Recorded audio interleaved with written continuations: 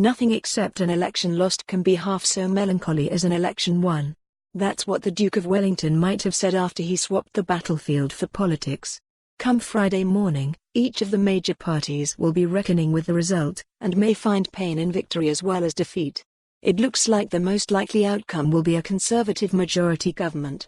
If this does not happen, the UK will face more horse trading and tense votes depending on what coalition emerges. We might even do the whole thing again in a few more months.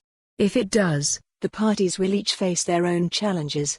For the Liberal Democrats, their attempt to be the party of continuity Remain would have ended in failure.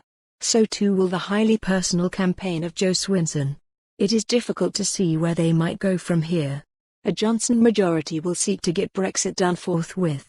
Those hoping to frustrate that process, whether by referendum or revocation, will have run out of road. Rejoining the EU would be a hard thing to sell to the electorate. Once we have left the club, we could only go back on worse terms than we had before. And few voters will relish an extension of the European debate. Beyond Brexit, however, it is hard to imagine what the Lib Dems might stand for. Few of their policies really landed with the public. While promises on childcare and higher education may be sensible enough, they are hardly a platform for fighting a way back to winning influence. The Labour Party will face a bigger conflict, perhaps a battle for its soul. It is hard to imagine Corbyn surviving a second election defeat, especially if seats in Labour's heartlands turn blue. The leadership election that follows could be brutal. Labour moderates will see this as their chance to save the party from the hard left, but they will struggle.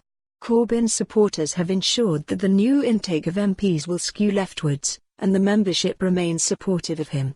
Expect to see the blame for defeat levelled at those who failed to back the boss, rather than his own weaknesses.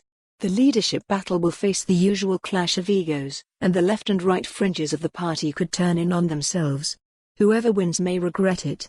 As well as trying to unite the party, they'll have to tackle the anti-Semitism crisis and find a way to win back Labour leavers and centrists who fled to the Lib Dems. Conceivably, a broad-based Labour coalition could triumph in the next election, or the party could spiral into further infighting.